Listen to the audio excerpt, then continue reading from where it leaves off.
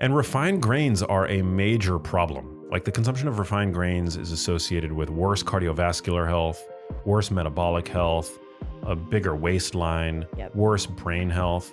And sitting at the center of processed grain consumption in the standard American diet is bread. What happens when you quit eating bread for 30 days? Well, I think before we can answer that question, we need to break down bread. We have Okay. to examine and investigate what bread is Yeah. at its core, Yeah. at its essence. I don't know if I know what bread is. Yeah. Like scientifically. Well, I define bread as one of humanity's oldest processed foods. It's something that occasionally masquerades as a health food, but is a processed food. And there are varying bread, as we currently define it. It exists in a multitude of different forms with varying degrees of processing, and some are better than others. I think the way that most people consume bread today is in the form of commercial breads, which tend to fall under the food category of ultra processed foods. So these are the kind of foods that, in general, we want to minimize. But there are breads that are less processed, and we'll talk about those as well.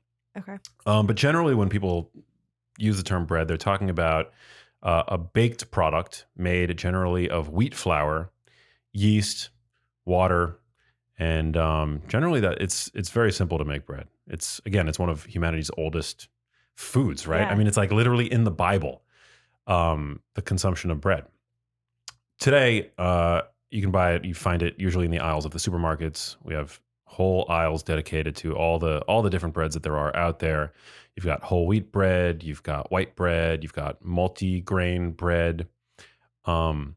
And again, the form that it takes that most people consume it today is in this ultra processed form. And usually there are ingredients lists that are quite long, much longer than they need to be to create bread. Again, because bread, you can actually create bread with some very simple ingredients. But today you'll find manufacturers adding sugar to bread, whether it's cane sugar or it's usually high fructose corn syrup. There are a number of different oils that are added to bread. I've seen canola oil and soybean oil added to commercial breads. You really have to look at the package of the bread itself and look at the ingredients list to see what it is that you're eating when you consume a product simply labeled as bread. Now, bread has a number of different attributes to it that I think it's worth being mindful of. So for one, bread is the primary source in the American diet of gluten. And gluten is a protein made up of, it can be broken down into two distinct peptides, glutenin and gliadin. And all people actually have trouble fully digesting gluten. No human can properly digest gluten, according to Dr. Alessio Fasano, who's one of the world's foremost experts in gluten and autoimmunity. And what happens when we consume gluten is that it stimulates, in some more so than in others, and I'll talk about what those populations look like.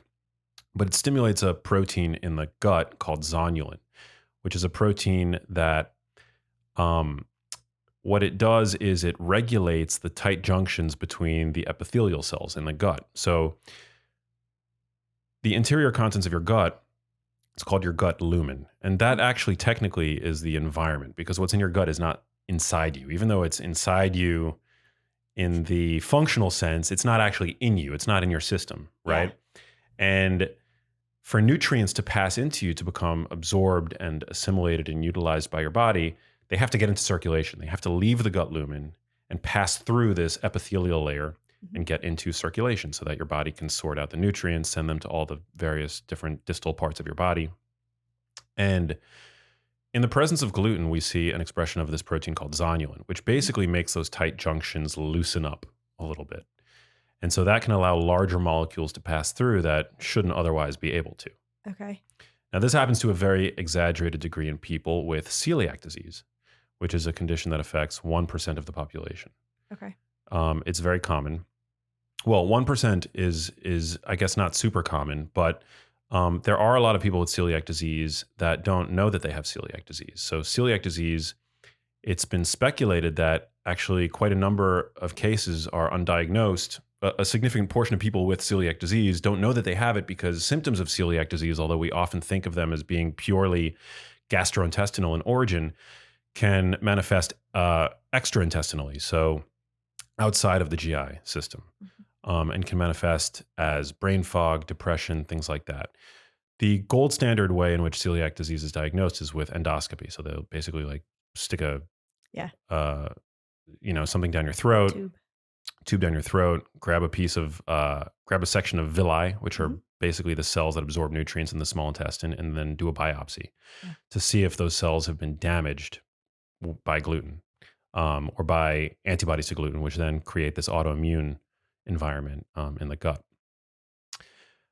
Outside of people with celiac disease, there are people with a condition called non-celiac gluten sensitivity. So these are people that don't have celiac disease, so they don't have the autoimmune condition known as celiac disease, but they still have symptoms that emerge when they consume gluten. And and this again, it's sort of this like murky syndrome that is not um, all too well defined in the literature, because it's hard to find people with this condition. Gluten is so common in the standard American Mhm. diet that getting people to do elimination diets is not super easy. It's not like people do elimination diets of their own accord, right? You have to be Right. instructed to do that by a healthcare practitioner.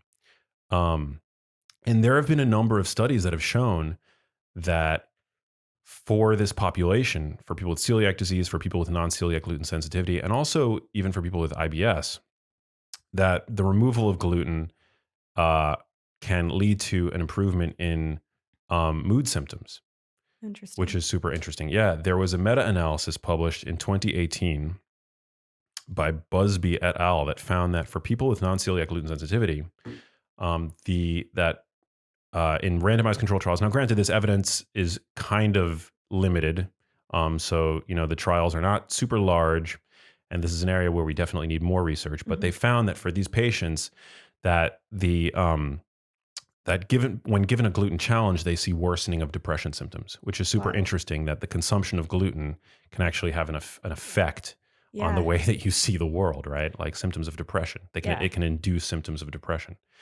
Um, which again is interesting. So going back to this question, which I think, it'll be interesting to return to this question as we continue to unpack what bread is. It's almost 10% of the population, if not more, that has problems with gluten, whether Mhm. they are cognizant of it or not, right? Yeah. So it's very possible that by cutting out bread, which is the number one source of gluten in the American diet, you'll see an improvement in your psychological symptoms. Interesting. Yeah.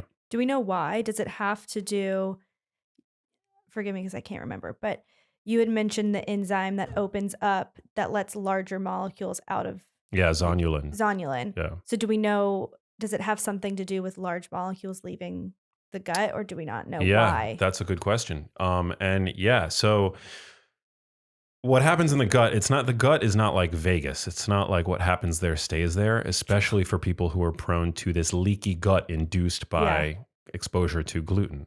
And that's actually what it is. So, we talked about zonulin. It leads to this this undue intestinal permeability, Okay. which is the jargon way of saying leaky gut, Okay. which is this term that's kind of thrown around sometimes, many times inappropriately, but it can actually increase. Zonulin is also expressed when we eat something that we're not supposed to, or when we're exposed to a bug in our stomachs. It actually can cause the reverse transport of water into the lumen, which causes diarrhea. It's one of the Oh, ways in interesting. which, yeah, our guts get flushed out. It's a protective mechanism, but it can also have the unintended effect of letting things get into circulation that shouldn't necessarily get into circulation. Okay. Oh, Food interesting. particles, Yeah. proteins that can cause uh, intolerances and things Mhm. like that. So actually, this is one of the reasons why I'm not a big fan of food sensitivity tests, Okay. because you might show sensitivity to a certain food on a test, but in actuality, you might not be sensitive to that food at all. You might just have a leaky gut, Yeah. and you're seeing particles of these foods in circulation that, once you heal your gut, once you fix up your gut, Yeah. um, that signal will go away, And or can can be you, expected to go away. are the, by cutting out gluten, can you heal that leaky gut and kind of cause, those particles not to escape and close the Yeah, grout it up, like yeah. close it up. Yeah, so I'm very familiar, or well, I'm as familiar as one can be without actually being a clinician with the functional medicine protocols Mm-hmm. for healing leaky gut. And there's a lot of, I think within the functional medicine stuff, there can be a lot of uh, stuff sold that isn't all that backed by science. But I think one of the foundational aspects of like any gut healing protocol is to eliminate gluten, along with dairy and other Mm-hmm. foods that are prone to allergenicity. Okay. Um, but yeah, Interesting. so the gut, what happens is we can experience inflammation Mm-hmm. as a result. I mean, for one, in our large intestines, we have this universe of microorganisms, trillions, 30 trillion microorganisms that live in the large intestine. And we have some degree of bacteria, some small population of bacteria in the small intestine as well. And a normal component of the gram-negative bacteria that live in our large intestine is called lipopolysaccharide, also known as endotoxin. And it's normal, safe when contained in the safe harbor of the large intestine. But when Mm-hmm. we experience leaky gut, some of that lipopolysaccharide can end up in circulation and cause an inflammatory effect. And also, as I mentioned, food particles that shouldn't be in circulation can also cause inflammation as your body responds to these foreign Yeah. What the heck is this? molecules, yeah, that are entering into circulation as a result of this gut leakiness, so to speak. And those inflammatory, um, the molecules that signal inflammation, they're called cytokines. Mm-hmm. They don't stay in the gut; they enter circulation. They travel all over. They certainly go up to the brain because the brain needs to know, right, if there's an invader Mm-hmm. happening at the level of the gut. And when we are experiencing inflammation in the gut, and that ends up becoming systemic inflammation, it's almost like an analogy that I would use or metaphor. It's like a forest fire happening in the gut, and the brain sits directly downwind of that forest fire. So Okay. it senses the smoke. It has to sense the smoke, Yeah. right? And it causes all of these different um, cascades in the body. There are psychological changes. These are known as sickness behaviors. So when any animal experiences inflammation, it it basically exhibits what are called sickness behaviors, thought to preserve energy for the organism so that the organism can heal, not spread whatever it's fighting off Mm-hmm. from infecting other Aspects. members of the herd or whatever, or the group or the tribe. Yeah. And you see in animals reduced grooming, reduced appetite, reduced sex drive, lethargy, fatigue, feelings of depression. I mean, depression is now, at least for a subset of depressed patients, being thought to be inflammatory in origin. So, yeah. So, insofar as gluten has this ability in some to create inflammation in the gut, it can also potentially create feelings of depression and Mm-hmm. uh, all of the other components of sickness behavior that I Yeah. just mentioned. Because it sent the signal to your brain being like, there's something going wrong down here. Yeah, Let's reserve our energy for other things. exactly. Hence, depression and all. Yeah, Wow, interesting. Lack of yeah. appetite. Okay. Lack of appetite, Yeah. I mean, it's amazing that your body can do that, but also like a little terrifying that that's something terrifying. you could be eating that's so common in the American diet. That Yeah. there's not more research on it. Yeah, and gluten is not the sole smoking gun in conditions True. like depression or Totally. Totally. anything like that, but I think it is very empowering to know that for some that depression can be inflammatory in origin because inflammation is not it's not so mysterious that we don't know where to look and Mhm. what to try as a means of mitigating inflammation. We can improve our diets. We can cut out foods that are potentially pro-inflammatory. We can cease doing things that are potentially pro-inflammatory, like being sedentary or Yeah. by um, exposing ourselves to environmental toxicants, whether it's cigarette smoke or occupational industrial chemicals and the like. So it gives us sort of like a roadmap. Mhm. And also, they found that again in this subset of patients that you can treat depression with anti-inflammatory drugs. Now, I'm not recommending that people go out and start taking non-steroidal anti-inflammatory drugs like Advil and what have you for depression, but it is very interesting because depression, when we get depressed, we often feel a sense of moral failure, like Yeah. why me? Um, and it makes us feel bad about ourselves. Mhm. But I think it's very empowering to know that that these things can be sort of extrinsically instigated. Yeah. Instigated by things in our environment, because knowing so gives us an ability. It gives us agency, and Mm. it also gives us an ability to self-treat. Yeah. So, what would happen if I or anyone listening stopped eating bread for like 30 days? Just Well, to, yeah, I think that there's the potential, and science needs to confirm this, but I think there's the potential that you would see an improvement in your mood. Um, okay. yeah. Do you love an improved mood? Now, the other thing about gluten that's really interesting is that, well, it is a protein, right? So I think Yeah. some will argue that by cutting out bread, you're actually cutting out a fairly nutrient dense food. Hmm. But I would counter that, because the protein that you get in bread, wheat protein, which is primarily gluten, is actually very low quality protein.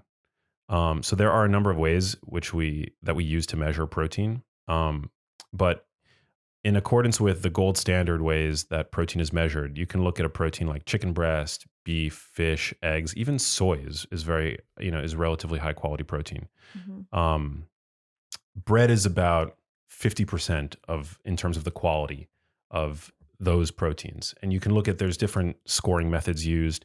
The old scoring method, it's the PDCAAS, which is sort of what they used to do is they used to feed various proteins to mice and Hmm. see the the quantity of protein that was recovered in the stool of the mouse. Um, with the assumption that if there was any protein recovered, that would be protein that was not being digested by the animal, Okay. right? And then they've since refined that model to the DIAAS. And what they do now is they use a pig. A pig's digestive tract is much more similar to a human's. Actually, pigs are, um, they use them a lot in studies with the microbiome and stuff like that, just because we have a lot of similarity. The digestive tract of a pig and other organs too is conserved, is fairly well conserved from pigs to humans. And so what they do is they now will look at the protein that hasn't been digested by the time the food bolus reaches the ileum, which is the latter end of the small intestine. So Hmm. we absorb all of our nutrients in the small intestine, Correct. right? And what they find is that protein from whether it's chicken or beef or fish or eggs or dairy, even soy, almost fully absorbed in the small intestine. Okay. You get about half the absorption, if not less, with wheat protein. So it's a very low quality protein. Okay. And that's just talking about digestibility. So that's not even looking into the amino acid quality of wheat, which is probably, I'm not sure exactly the various ratios of leucine and all the important essential amino acids in wheat, but like any plant protein, it's not going to be complete. Yeah. So yeah, so wheat, very low quality Can protein. I ask a clarifying question just for like verbiage wise? But like we're throwing around the term wheat, gluten, and then bread. All bread is like we're talking about bread that's made up of wheat. Yeah. I just want to make sure like We are, yes. So there are other Yeah. kinds of breads, but typically the way that bread is defined is wheat. It's It's a wheat. wheat product. Yeah. Okay. We'll talk about bread alternatives Okay. later on, and there certainly are some that are wheat free. Right. And even among wheat based breads, there are some that are better than others. So like a bread like sourdough bread has Mhm. less gluten in it because it's been fermented. Okay. And also there have been studies. There was one study, I think the first author, I have it written down here, Bo et al., 2017, found that sourdough bread compared to commercial bread actually led to a lower, when they controlled for carbohydrate quantity Mm-hmm. compared to commercial bread, sourdough bread led to a lower glycemic load, so Okay. less glucose area under the curve. Yep. So a less Glycemic index. pronounced blood sugar spike Okay. for sourdough bread, even after carbohydrate grams were controlled, and less insulin required, which makes sense if there's less glucose entering the bloodstream, but greater also satiety. So if you are not sensitive to wheat and you know that you're not sensitive to gluten, sourdough bread is a great option. So can you be sensitive? Might be a silly question. Can you be sensitive to wheat and not sensitive to gluten, or vice versa? Or are they Yeah, you can have a wheat allergy. a wheat allergy, but still be able to digest gluten? Yes. Yes. But Okay. wheat would be off the table in that case. And so Right. the other sources of gluten in the diet are rye, barley, and farro. Okay. Um, so if you don't have a wheat allergy, but you're not sensitive to gluten, then you can eat Okay. those. Then you can, still Okay.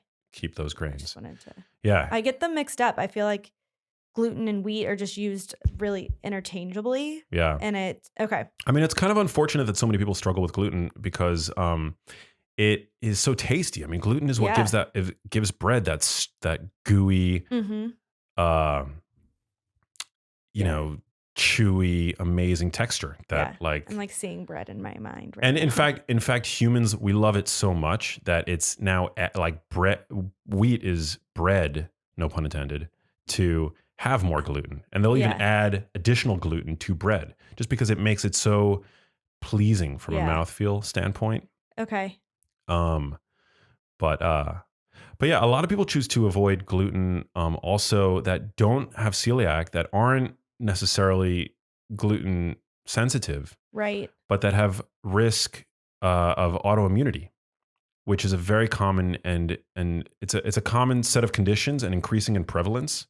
And a lot of people do really well when removing gluten from their diets Mm-hmm. because the body, in some, see my theory on this, and I would love to test this somehow, but that there are a lot more people today that are sensitive to gluten than would have been even 150 years ago, Okay. 100 years ago. And that's because, well, for a few reasons. For one, I think that we're eating more gluten than ever before in human history. I mean, that's kind of a given, right? We're eating bread and wraps and sandwiches and pastas from sun up till sundown, snacking on Mm-hmm. wheat snacks, eating meats fried in breading and things like that. So with every meal, with every snack, most people are just like having a gluten overload. Mm-hmm. And again, because no human can properly digest gluten, um, I think that in the context of the Western milieu, whereby we see widespread gut dysbiosis, it causes problems in people in a wide number of people who wouldn't otherwise be susceptible to having problems with gluten, right? So gluten, again, it causes this problem in the gut, right, where we don't Mm-hmm. properly digest it. It causes um, this expression of this protein zonulin. It causes in some intestinal permeability. Um, and I think that most people would be more resilient to these effects and not see any potential downstream consequences of occasionally eating gluten had we had more gut resilience. Okay. And what I mean by that is, so many of us today, we are raised, um, we eat these diets that are deficient in phytonutrients and fibers that feed our gut bacteria. A lot of us are born via C-section. Some of us medically, as Mm-hmm. a necessity. Some of us not. Um, Many of us aren't breastfed today, and we know that within breast milk there are carbohydrates that are in breast milk specifically for the purpose of feeding the seeding the neonates, the newborn's gut microbiome. Mm-hmm. Like carbohydrates that are in breast milk specifically to feed the bacteria in the gut of the newborn, not just as nutrients to nourish the newborn, but the bacteria that it harbors in its gut, which is so interesting. Many of us, we take lots of antibiotics, some of which are medically necessary, of course. Oftentimes, we get prescribed antibiotics when we don't need Right. antibiotics, right? We're exposed to all kinds of industrial compounds in the ultra processed foods that we eat that, some of which have an effect of stripping the gut lining, damaging the gut mucosa, and so it leaves, I think, us a lot more susceptible to problems with proteins like gluten. Mm-hmm. And so, And so you see like a lot of autoimmunity, you see a lot of people with gluten sensitivity. And for me, you know, my personal, what I choose to eat a gluten-free diet, even though I'm not celiac. Mhm. Um, I think that to just, if you're not sensitive, that then the dose really makes a difference. Okay, because I was gonna ask about that with like, for example, the paleo diet doesn't include bread or like gluten, which Yeah. is interesting because, the paleo diet's all about getting back to kind of like what our ancestors ate. Yeah. And definitely our ancestors ate bread, right? Well, our ancestors Or wheat. up until about 10,000 years up to 10,000 years ago. Yeah, because Okay. we had to grow the wheat and Right. then mill it and then bake it and then we've been Yeah. anatomically modern for 200,000 years. Okay. So we've been really eating bread on a very short blip of the radar in terms of our historical record. Okay. Interesting. But I mean, I think it is good to poke holes in the paleo argument.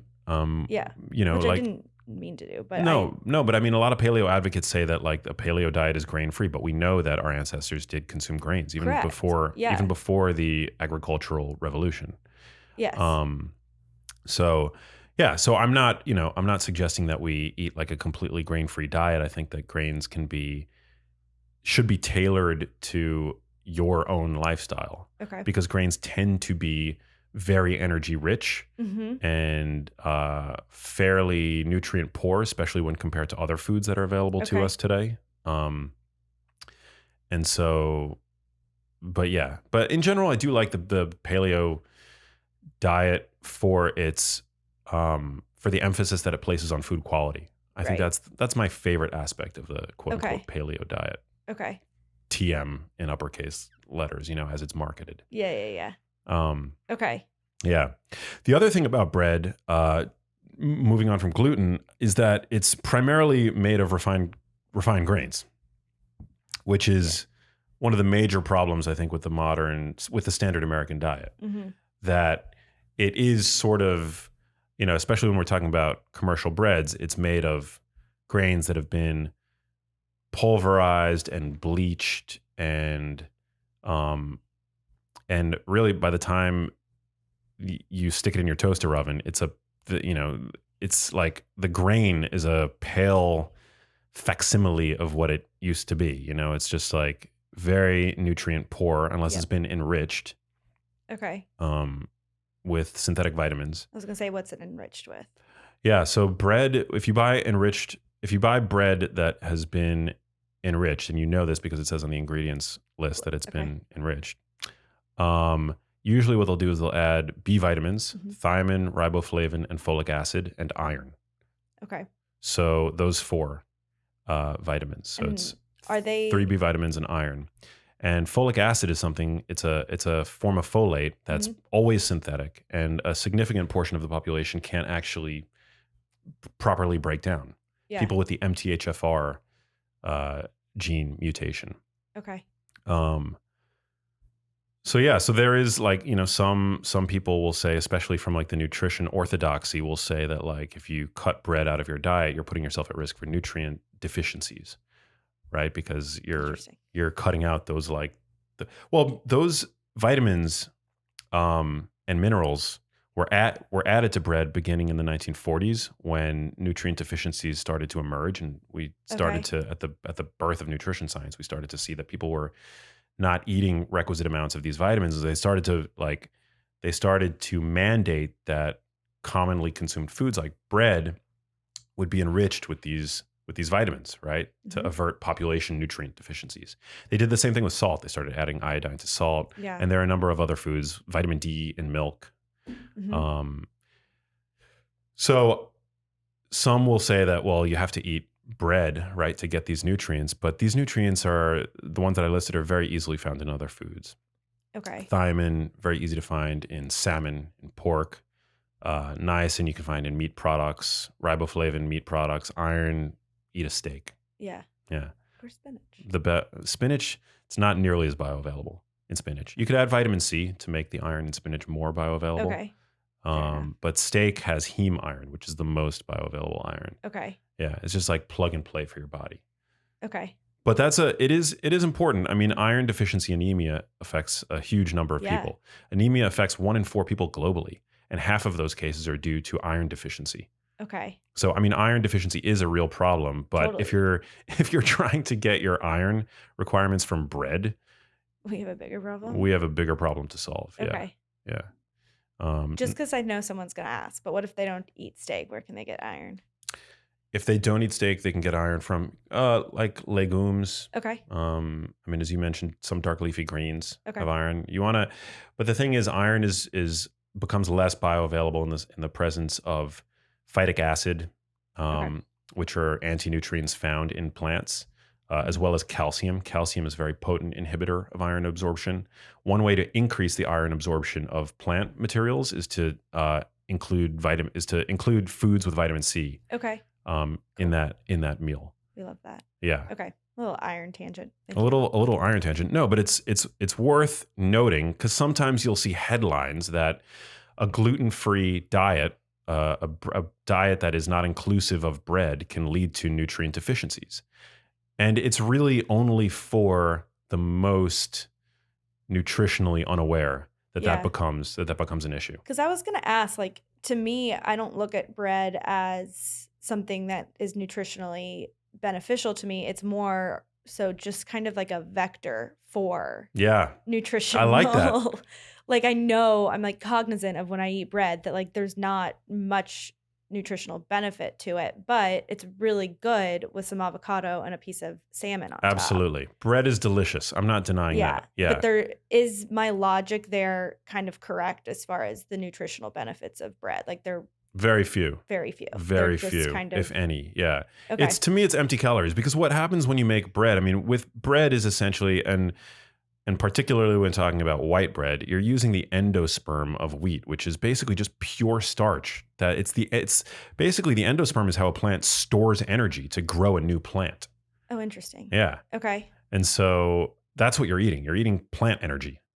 But if you're one of the, 1 in 3 Americans now struggling with weight issues, there's no need to include bread in your diet. And now, is bread responsible for being overweight? No, because that comes back to calories in, calories out, energy balance, and stuff like that. But in an environment where so many of us are hypercaloric, we're eating more calories than our bodies need every day, then we want to look to places where you can skim off.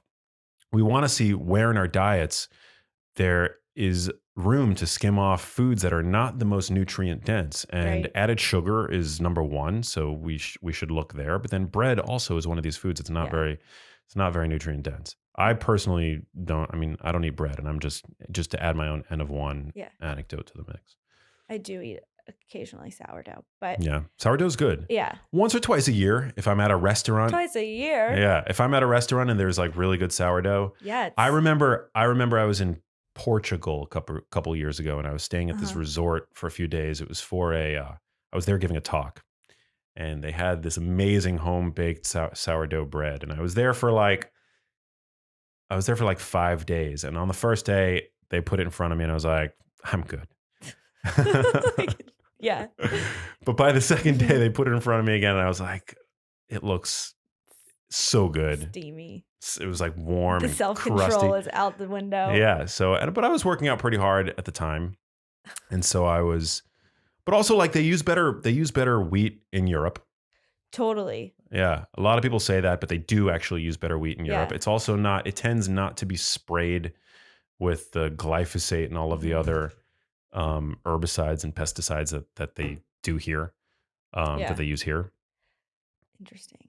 Okay. And so I went to town on it. But for me, it's like an occasional, very, very occasional indulgence. When I eat bread, I will occasionally, I'll go and I'll buy like grain-free breads. They now have a number of great products that are grain-free and taste like the same, just as good as any bread you've ever had. Gooey. Yeah. Yeah. Shout out to Misfits Bakehouse. We're fans of theirs. Delicious. They make great like almond flour and coconut flour based breads that are super tasty. The only benefit of going that route though is to avoid the gluten. There's no nutritional benefit to a gluten-free bread either, is there? Well, you have breads that are grain free and you have breads that are gluten free.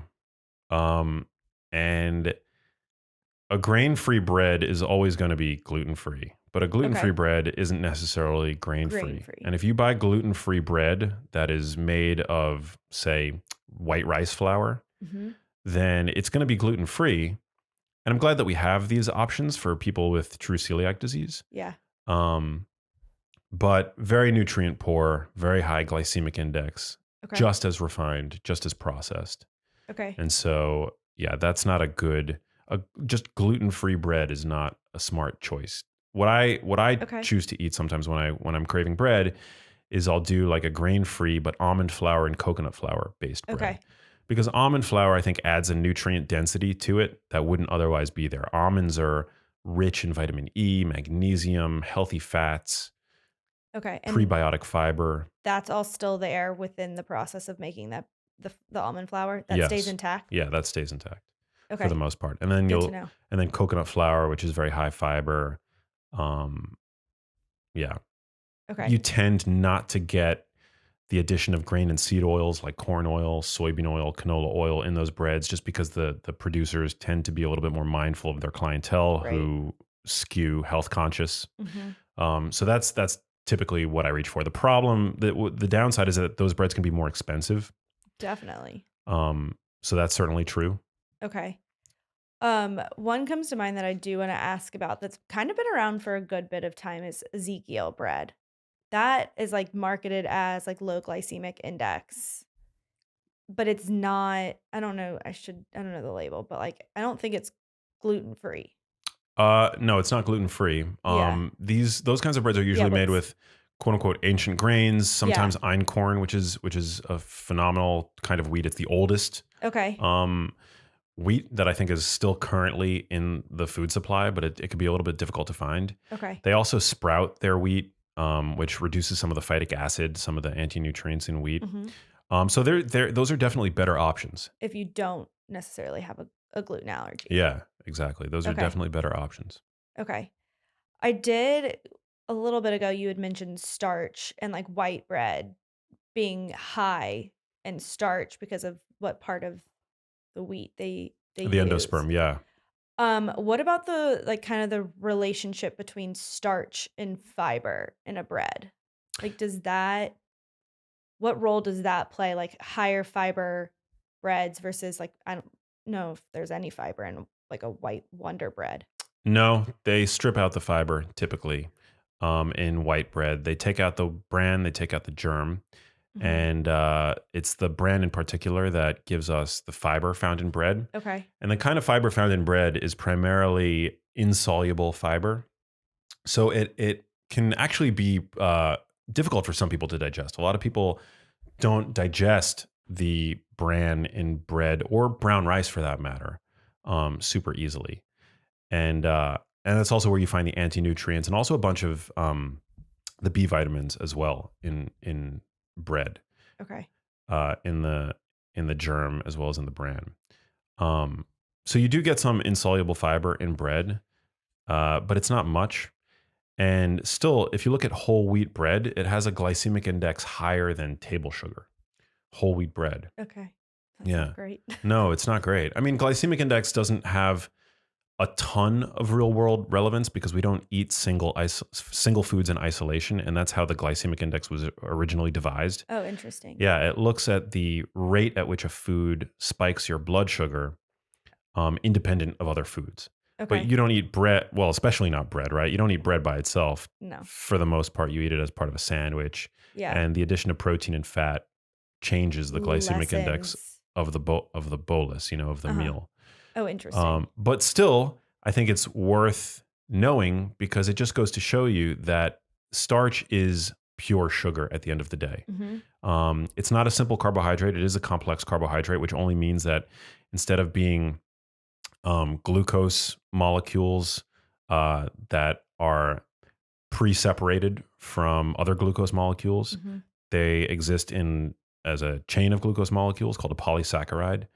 But once you start to chew the bread, enzymes in your saliva called one in particular called amylase, begins to break down the starch and separate those sugar molecules. So functionally, bread is like sugar. But as I Oh, mentioned, there are interesting. breads that are better from the standpoint of uh, that's some of their starch is less bioavailable. So, as I mentioned, there was that study that found that sourdough bread Hmm. led to less of a glycemic excursion, which was interesting in that study because the carbohydrate quantity was controlled for with other commercial breads. Oh, interesting. Yeah.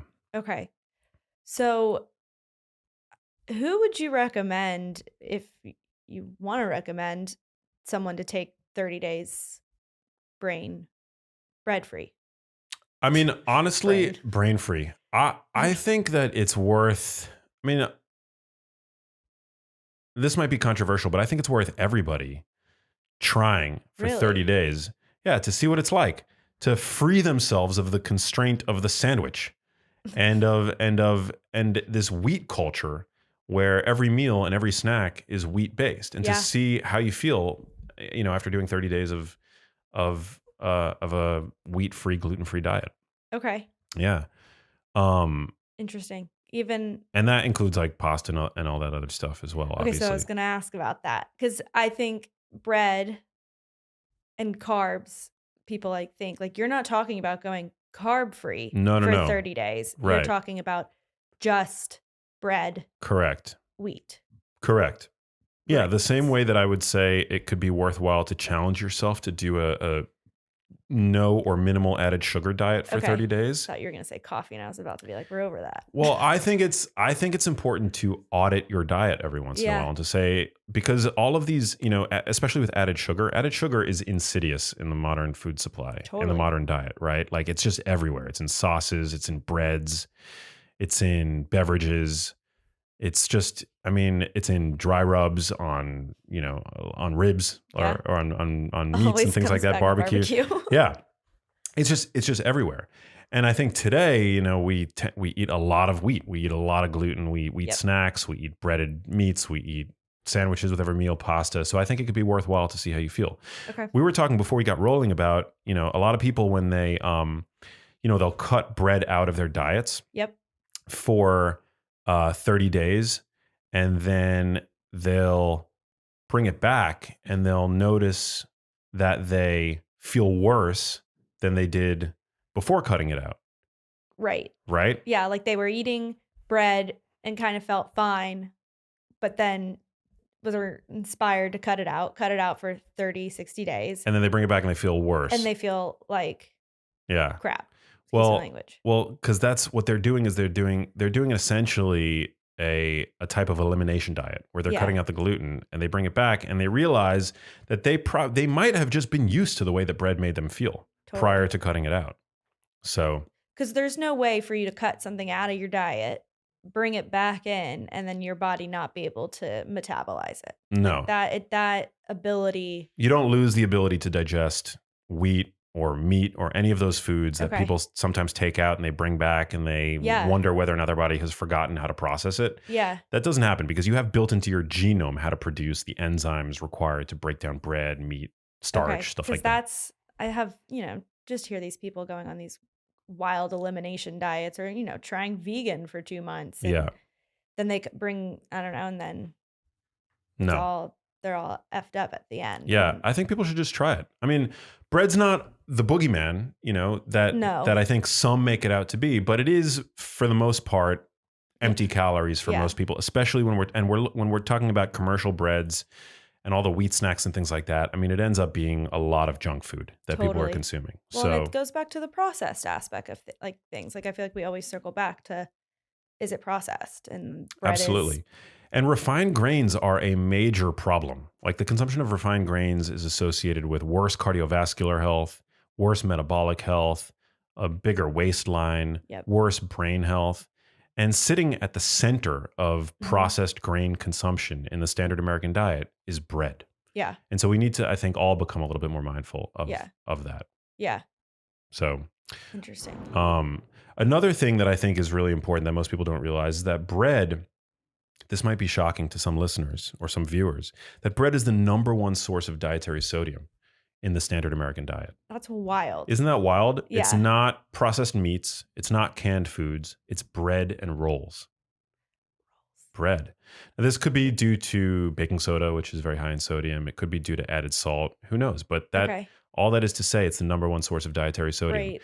And people who consume the standard American diet, they're eating a lot of salt, Mhm. a lot of salt. And not, one thing I like to remind people of is that the salt that most people are consuming isn't coming from their salt shakers. It's not coming from the salt that they add to their vegetables when they're cooking a delicious and healthy and nourishing home cooked meal. It comes from ultra processed foods. Yep. And bread, hello, it is a very commonly consumed ultra processed food, in its most common iteration, and it's the number one source of dietary sodium. Now, this isn't going to be a problem for all people, but there is a population who are called sodium sensitive hypertensives. Mhm. And what that basically means is that on a high sodium diet, you'll see your blood pressure increase by 5% or more. Yeah. And that people actually with hypertension, a higher proportion of them actually are going to be sodium sensitive hypertensive.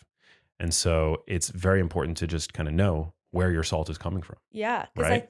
that's huge. Like Most dietitians will say, if you are sodium sensitive hypertensive, you go to most dietitians, they'll say, stop put the salt shaker down, Yeah. stop salting your food.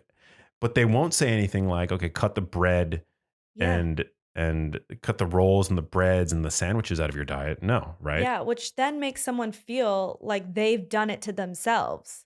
When in reality, it's the food environment and what's in the Exactly. grocery store. Well said. Which, Yep. yucky. 1,000%. Because wow. Yeah. Okay. So yeah, definitely lots to be With mindful of.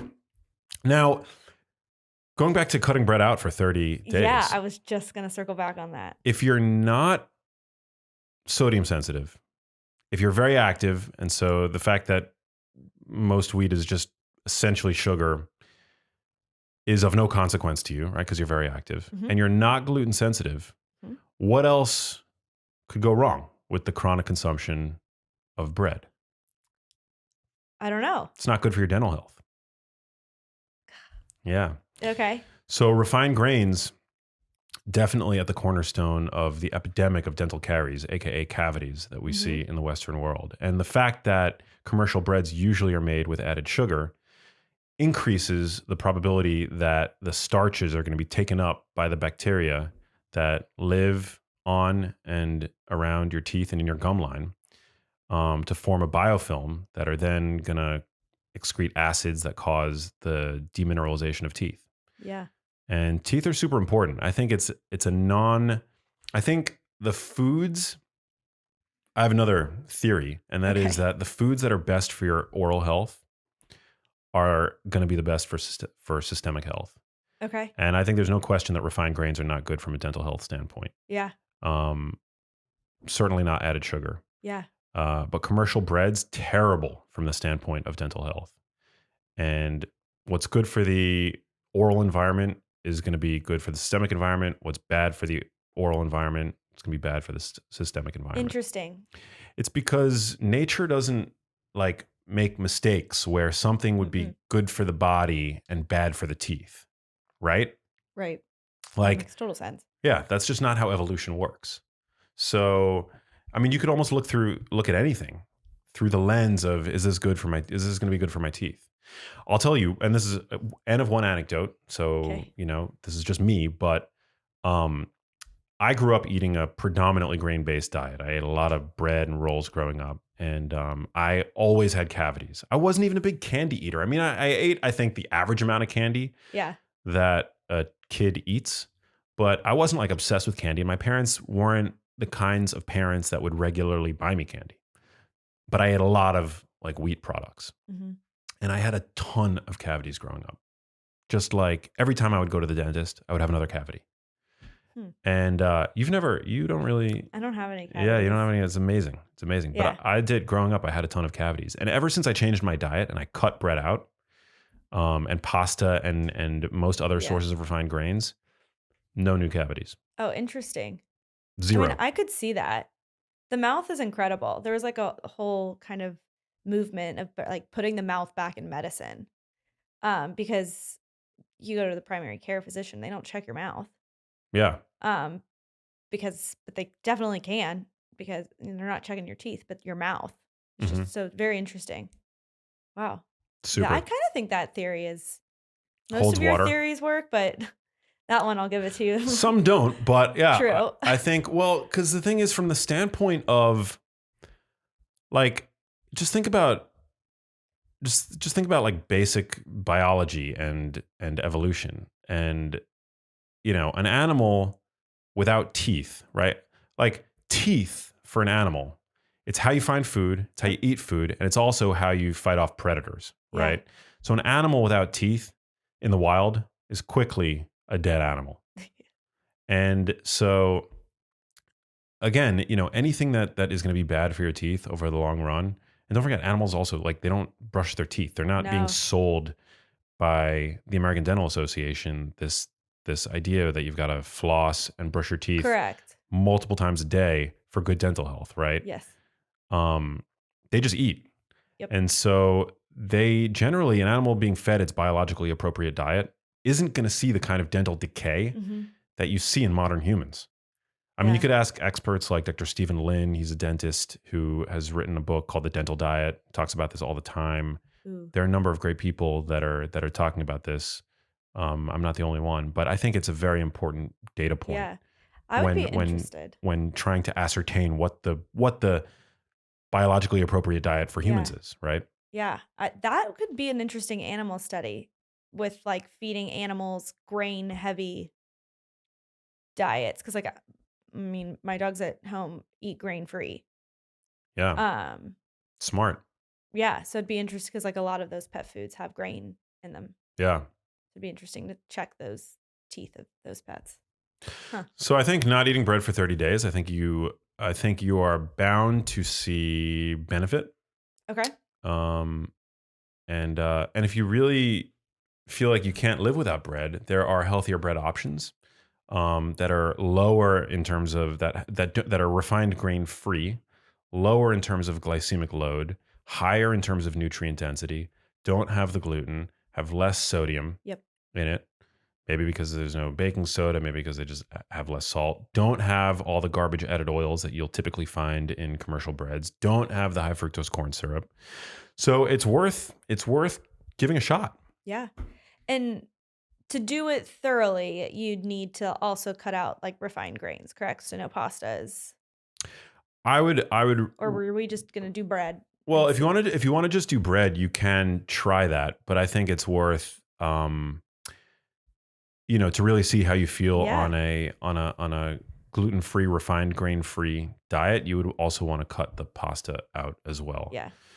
There's so many good pasta alternatives now. So Yeah, bread and pasta, they're strange bedfellows, but Strange they're bedfellows. similar Yeah.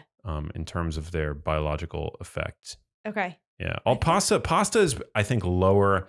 Pasta can be lower in terms of its glycemic effect, especially pasta cooked al dente. mhm.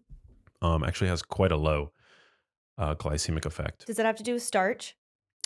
No, it actually has to do with the fact that it just takes the grain is less.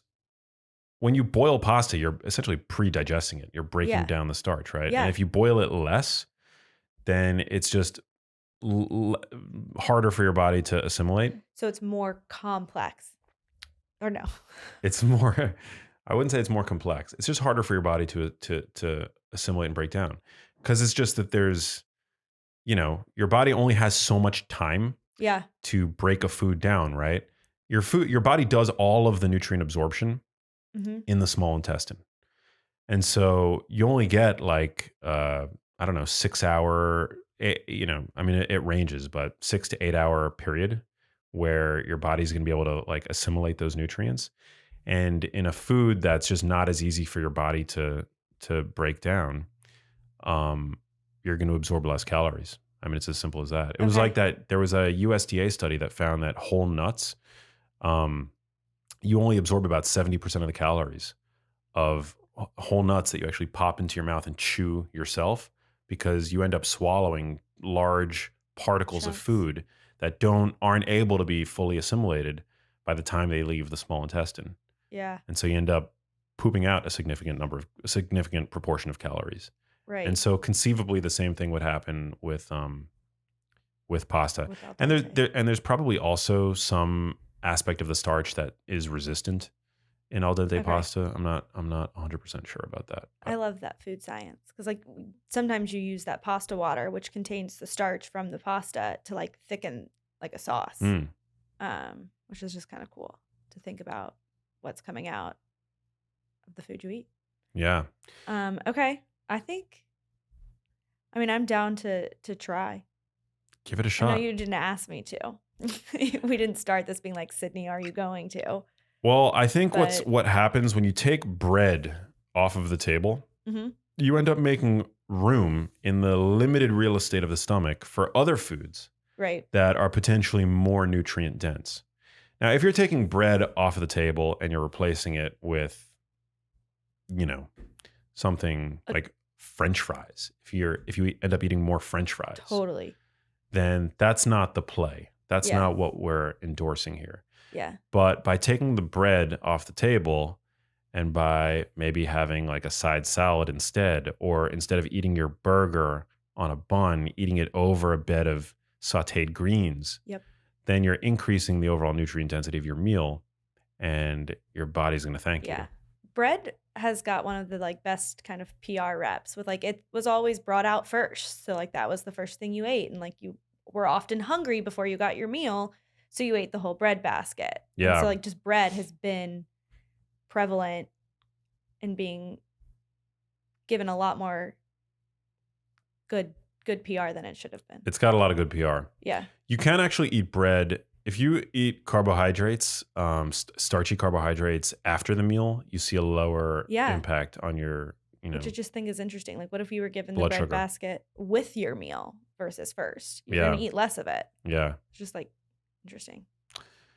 Yeah, So- there's probably a reason that they do that. There's probably some aspect of bread that makes you, it is a refined carbohydrate that primes the pump for the meal ahead. We had Dr. Jason Fung on, who's a nephrologist, but he writes and talks a lot about obesity medicine, and he brought up that an appetizer is really its job is to stoke your hunger. And so interesting. I think that may be one of the potential roles that the dinner bread basket is That the playing. role plays. Yeah. Do we end on that? No pun intended. Oh, no, it was fully intended. Was it? Yeah. Yeah. Fully intended. But give it a shot. 30 days, bread free. Yeah. Let us know in the comments, Please. like what your experience is like. Would love to know. And just keep in mind, remember that there is no biological necessity for grains. Whole grains, this need for whole grains, something that's been drummed into our heads from the time that we're young. I mean, I Yeah. grew up with the food pyramid. It was the base. Yeah, the biggest part. which is now retired, right? But at the biggest part of the food pyramid was bread products and pasta and refined grains. It implored you every day to load up on grains from 7 to 11 servings every day. Yeah. I don't eat that in a month, 7 to 11 servings of grains. I mean, No. I eat grains when I eat sushi. I'll have a little bit of white rice with my sushi. Yeah. So, yeah. And I think grains can be great if used to support your energy levels, Right. etc. But They're not a pillar no, I consider them to be cattle food, glorified cattle food. or a vector. Like it's Or a purely, vector. it's like what you eat with your salmon and your broccoli because you need just a little bit more. Like it's not Yeah. a pillar. Absolutely. And today we have the My Plate paradigm, which is a little bit more evolved than the USDA food pyramid. But for the most part, still today, we're eating lots and lots and lots of bread and other refined grain products. Yeah. And Let's it's no try it. bueno. Hey, if you like that video, you need to check out this one here, and I'll see you there. You build a tolerance very fast to caffeine. It takes just about 3 days to start building a tolerance to caffeine.